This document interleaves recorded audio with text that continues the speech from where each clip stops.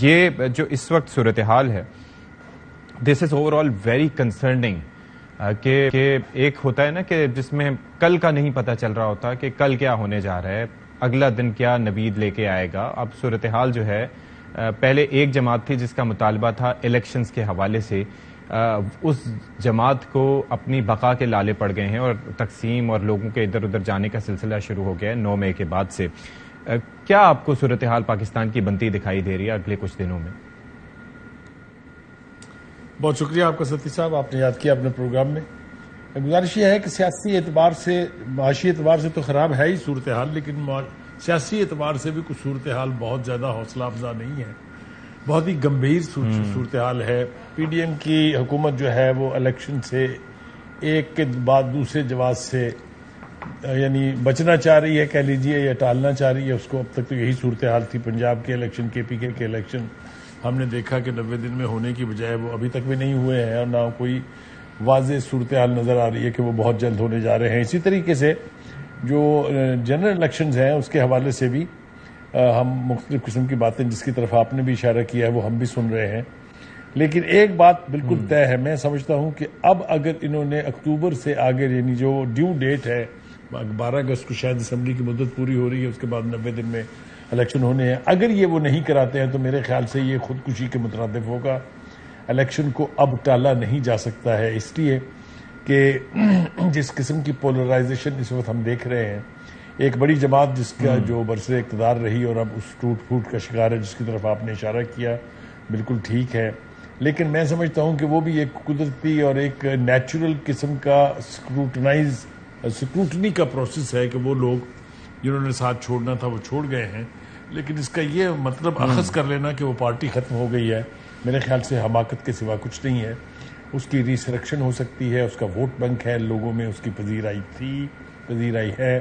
چلیں اسی پہ سپلیمنٹری کویسچن کہ یہ جو آئندہ الیکشنز ہیں جو کہ سر پہ کھڑے ہیں، ان الیکشن سے پہلے کیا ریسریکشن آپ کو دکھائی دے رہی ہے؟ دیکھیے، گزارش یہ ہے کہ وہ الیکشن جب ڈیٹ اناؤنس ہوگی، اس کے بعد جو عرصہ بیچ میں ہوگا اس میں بہت ساری چیزیں ہوں گی.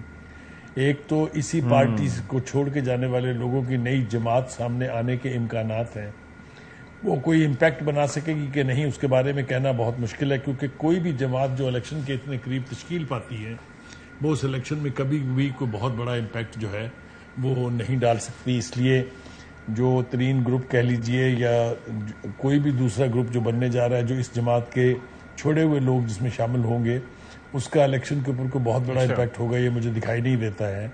لیکن جس پارٹی کی بات ہم کر رہے ہیں اس پارٹی کو آپ سرے سے اکثر یہ نہیں کہہ سکتے کہ وہ کہیں دکھائی نہیں دے گی ان الیکشن میں. یہ میں ماننے کے لیے تیار نہیں ہوں. میرے خیال سے اس پارٹی کا ایک ووٹ بینک ہے، وہ رہے گا.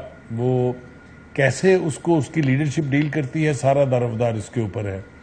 کیا اسٹریٹجی اپناتے ہیں، وہ کیا نیا مینیفیسٹو لے کے آتے ہیں، کیا نئے سلوگنز ہیں، سارا دارومدار اس کے اوپر ہے. لیکن الیکشن سے ان کو مائنس کر کے میں کسی الیکشن کو دیکھنے کے لیے تیار نہیں ہوں. میرا نہیں خیال کہ ایسا ہوگا. جی چلیں، رضا رومی صاحب، آپ گفتگو سن رہے ہیں اور محظوظ بھی ہو رہے ہیں، تو ایک تو اس کی وجہ بھی بتا دیجیے گا. دوسرا، آپ کو کیا لگتا ہے اس وقت وہ کہتے ہیں نا کہ کوئی سمت تو ایسی ہو جہاں سے کوئی اچھی خبر آئے. حالات اس قدر پریشان کن ہے کہ کسی سمت سے، معاشی ہو، سیاسی ہو، عدالتی ہو، کہیں سے بھی کوئی ہوا کا تازہ جھونکا نہیں آ رہا. آپ کچھ دیکھ رہے ہیں پازیٹیوٹی؟ دیکھیے، پازیٹیوٹی تو کیا انسان دیکھ سکتا ہے جو اتنا بڑا سنگین قسم کا بحران اور ہمہ جہت بحران پاکستان کو لاحق ہے.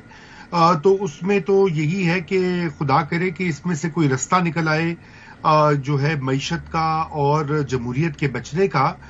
تو امید کی کرن دکھائی دے گی. دیکھیے، جو بھی واقعات ہوئے ہیں خصوصاً 9 مئی کے بعد، تو اس میں بہت ساری تشویشناک باتیں جو ہیں وہ ابھر کر آئی ہیں. ایک تو ظاہری بات ہے کہ سب سے جو افسوسناک پہلو یہ ہے کہ پاکستان کی تاریخ میں کسی بھی سیاسی جماعت نے اس طرح سے افواج پاکستان پر ڈائریکٹلی حملہ نہیں کیا.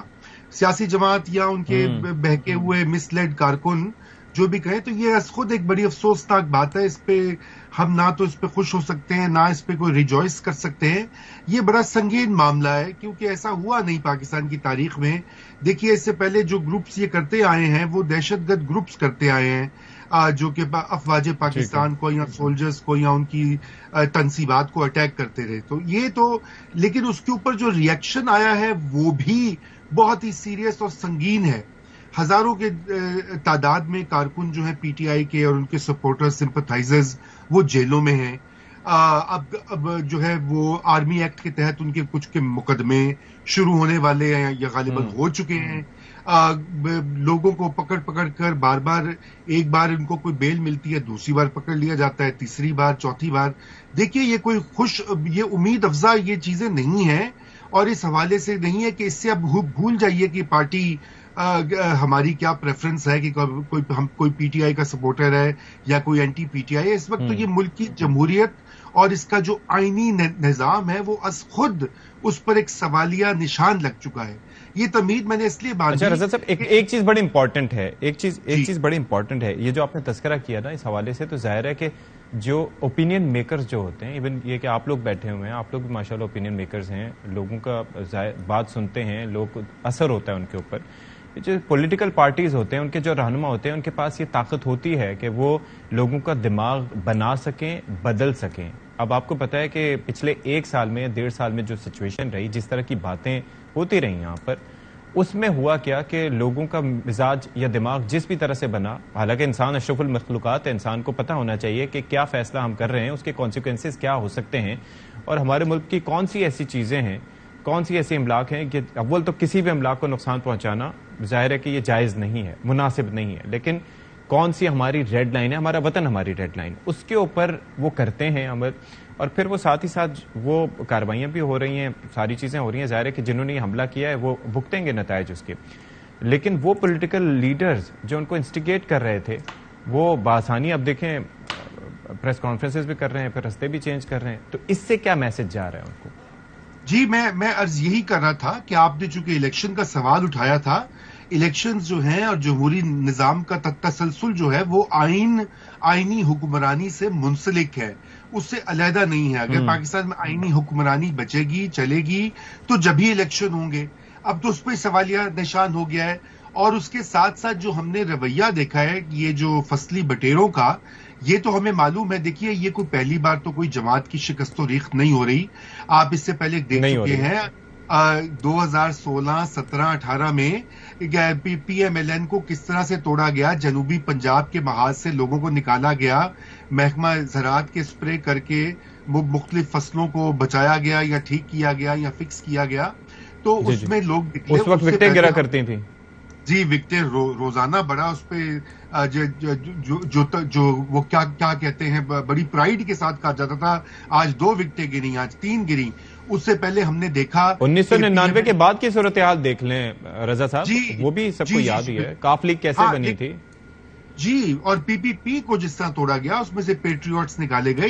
یہ پاکستان میں کنگز پارٹیاں جو ہے 1947 سے ہی بننا شروع ہو گئی تھیں، اور وہ ایک مستقل گھوڑا ہوتا ہے ریس کا. یہ جو بہت سارے لوگ یونینسٹ پارٹی میں تھے 14 اگست 1947 کو، 15-16 کو وہ سب مسلم لیگ میں شامل ہو گئے. انہوں نے کہا جی اس کو پاور ملی ہے، تو وہ سلسلہ چل رہا ہے. لیکن بہرحال تاریخ کو چھوڑیے، ابھی کی بات کرتے ہیں. ابھی کا جو مسئلہ ہے وہ یہ ہے کہ یہاں پر جو ایک تناؤ اور ایک جو ٹینشن ایک سیاسی جماعت کا ڈائریکٹلی ریاست کے ساتھ ہو گیا ہے، وہ ایک بڑا خطرناک معاملہ ہے. اور اس کے اوپر عمران خان صاحب پیچھے نہیں ہٹ رہے. آج بھی انہوں نے 2-3 انٹرویوز، رائٹرز کو انہوں نے ایک انٹرویو دیا ہے. وہ ابو قاسم، چونکہ اب پتہ نہیں کہ پابندی ریئل ہے کہ امیجنڈ ہے، اس لیے میں بھی احتیاط سے کام لوں گا.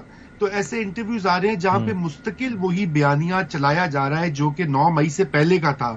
گویا کہ کچھ سبق نہیں سیکھا گیا. اور وہ گارڈین اخبار ہو، رائٹرز ہو، بی بی سی کو انٹرویو ہو، مختلف اور نشریاتی ادارے جو ہیں عالمی ان کا ہو، بلکہ یہاں تک کہ اب تو امریکہ کو یہ کہا جا رہا ہے کہ جی آپ انٹروین کریں.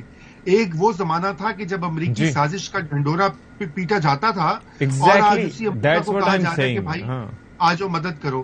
اب اس صورتحال میں آپ مجھے یہ بتائیے نا کہ ریاست پاکستان پہلے بچے گی یا پھر کیا ہوگا؟ ریاست اور آئین بھی تو اسی سے آپس میں مدغم ہیں. تو اگر ہمیں ریاست کو بچانا، آئین کو بچانا، آئین کو بچانا تو ریاست کو بچانا ہے. اس لیے الیکشنز تو کروانے ہوں گے انشاءاللہ، اور مجھے یہ لگتا ہے کہ شاید اس کے علاوہ کوئی راستہ نہیں ہے. ملک میں جو ٹینشن اور جو افراتفری ہے اس کے لیے الیکشنز کروانا لازمی ہوں گے، اور وہ مجھے امید ہے کہ اسی سال ہوں گے. جی